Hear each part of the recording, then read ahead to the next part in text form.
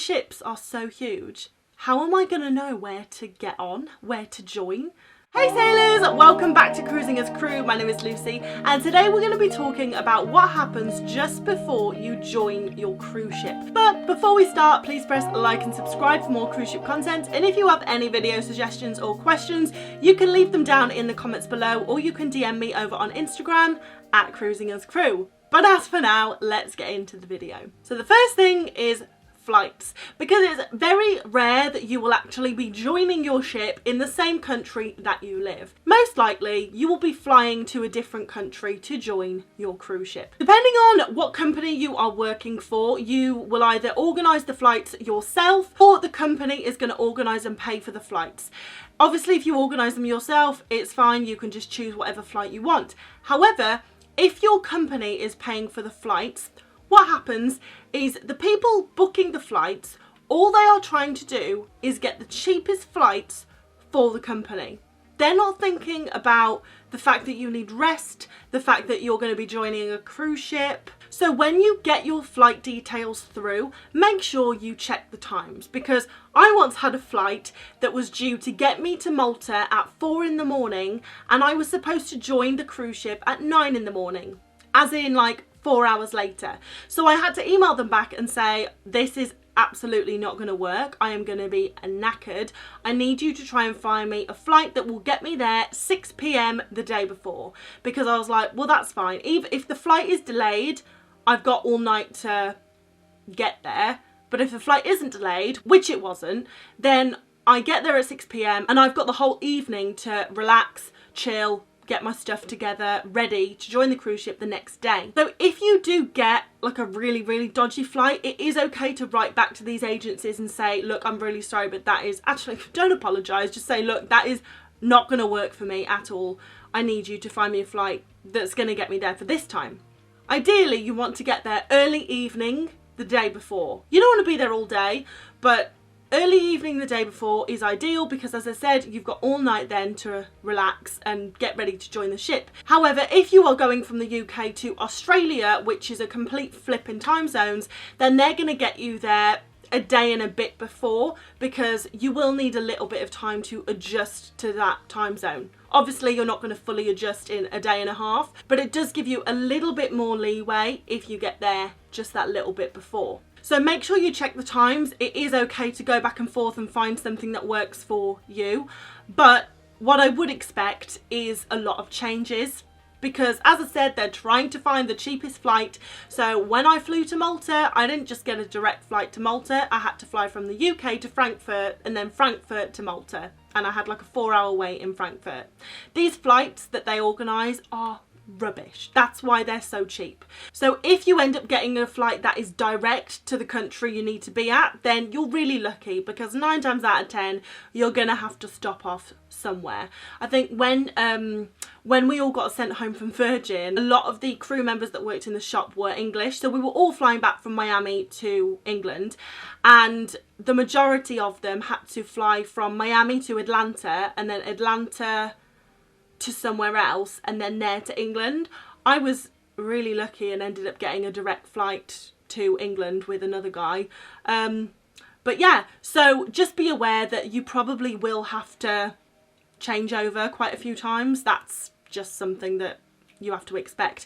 But that's an even bigger reason why you need to end up in the country with a lot of time before you have to join the ship, because flying is exhausting, especially if you have to keep changing flights. So you want to get there as early as possible so that you can relax and enjoy the hotel facilities. And that brings me on to the next thing, hotels. So the company is going to book you a hotel to stay in overnight before you join the cruise ship. So what I would recommend doing before you leave your house is look up the route from the airport to the hotel. How long does it take? What is the cheapest way to get from the airport to the hotel? And also look up the hotel to the terminal where you will be joining the cruise ship. How far is it? How early do you need to wake up in the morning? What's the cheapest way to get to the terminal from the hotel? Make sure you research this before you get on the flight. And also by planning your route, like, okay, I know that I'm going to land at about this time and the cheapest way to get to the hotel from the airport is by train, and the train goes directly from the airport to wherever I need to get off. It takes that worry out if you know exactly what you're doing. Because I've done it before where I've landed in the airport and I'm like, what now? So from experience, I would definitely have a plan of action before you get there. And I would definitely have a plan A and a plan B. Plan A is to get the train to the hotel because that's the cheapest option. Plan B, if the train's broken down or there's a delay, whatever, you never know, then plan B is get a taxi, and I can find the taxi rank at the other end of the airport. So it's really important that you know this before you get there because it just takes the worry out of everything. And also it helps you budget. If you know how much you need to spend on the train or the taxi, then you know how much cash you need to get out, or at least you know how much you need to have in the bank. And speaking of money, although pretty much every country in the world is going to accept card for most things, there are some countries that, you know, you still have to pay the taxi driver in cash, or maybe the card machines are broken where you get your train tickets. So I would always recommend you exchanging money before you go. So let's say you're joining your ship in Barcelona in Spain, make sure you withdraw some euros before you leave the UK, so that if you do need to get a taxi and they only accept cash, you've got the euros, or if you need to tip someone, you've got the euros. So you are going to get to the hotel. The first thing that you need to do is book your transportation to the port for the next morning. You're probably hungry and knackered and you just want to go straight to your room and lie down. But trust me, you absolutely need to do this before you do anything else. Go to reception and get them to book you a taxi for 7 a.m. the next morning that is going to get you to the cruise ship terminal on time. And in your joining contract, it will tell you what time you need to be at the port to join the cruise ship. When I joined a ship in Sydney, I got a taxi an hour before I needed to be at the port, and I was there 50 minutes before I actually needed to be there because it was only 10 minutes away, because I hadn't done the research and found out how far it was. And also I was like so nervous because it was my first ship. However, in Malta, the route I had to take, I had researched that there was quite a lot of traffic there normally, and it was a good half an hour journey. So I did take a taxi an hour before I needed to be there and got there 10 minutes early. So once again, do your research. And as soon as you get to the hotel, book the taxi. Now, if you are trying to save the pennies, of course, you can try and see if you can take a train to the terminal or some other mode of transport. However, I would recommend taking a taxi and just spending the money, because especially if it's your first contract, it's really stressful. It's exciting, but oh my god, it's so stressful joining a cruise ship. Even I've been doing it for years, and I know that when I go back to this ship, I'm going to be having kittens. I'll be so nervous. So by ordering a taxi, you just throw your bags in the boot. You can sit, you don't have to worry about, you know, oh, where do I get off? Where do I get out? To worry about anything. The taxi driver is going to take you there and you can just sit back and relax. So it is a good way to spend your money. I would invest in a taxi ride to the cruise ship, unless it's like hours away, but it won't be. Like the agency or the cruise line that you work for are not going to book you in a hotel that's more than half an hour away from the terminal. The other thing you want to do before you go to sleep the night before you join your cruise ship is make sure that all your documentation is easily accessible. Your medical, your passport, your visas, your joining contract, your seaman's book. So just double check you've got everything and you know exactly where it is, because it saves any panicking in the morning if you've done it the night before. And then the other thing is, it can be so tempting to go and explore this new place that you're in. If you go to Barcelona or Miami or Singapore, wherever you're joining a cruise ship, you're like, I'm in this new country, it's so exciting, I really want to explore. But I would really recommend just getting some rest, because when you join that cruise ship in the morning, it's full on.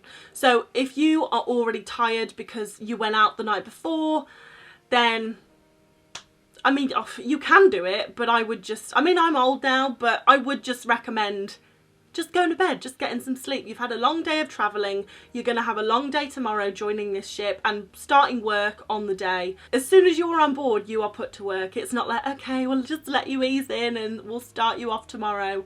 No, you hit the floor running. So I really would take this time, have a bath, enjoy the hotel food, watch Netflix if the hotel have it, and just chill. And then you're going to wake up the day of joining the cruise ship. Probably you won't have had You probably won't have had any sleep. If you're anything like me, and especially if it's your first contract, you'll be so excited and nervous and just feeling every type of emotion that you will have probably been wide awake all night. I hope not. I hope you got a good night's sleep, but just know that you're not alone if you cannot sleep before joining a cruise ship. It happens to most people. And because you've done everything the day before, there's nothing to worry about. You're going to get up, you're going to do your hair, do your face, get dressed, have some breakfast. You know where all your documentation is, you've got your taxi booked, so you're just going to go to the terminal, and it's easy as pie, really. And the one thing that I was really scared about was I was like, these ships are so huge. How am I going to know where to get on, where to join? In some ports it's really easy. So when I joined my ship in Sydney, there was just a really long line of crew members. I was like, even though I'd never seen a crew member before because it was my first ship, I was like, that is quite clearly, they're not passengers, they're crew members. However, when I arrived in Malta, the taxi left me on the pavement with all my suitcases, and I was like, I can see a cruise ship, but I don't know how to get there. If that happens, it's honestly like a gut-wrenching feeling, which is why it's a good idea to get there early, because you might have to join at 9 o'clock, but it might take you half an hour to actually find where you have to join. So ask. You're going to have to ask. There are going to be lots of cruise ship personnel dotted around, and if there isn't, there is going to be people dotted around who will know where to send you.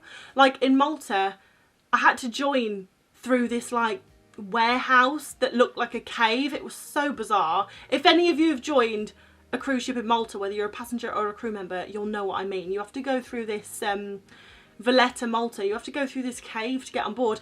It's really cool, but if you don't know what's going on, you're like, what?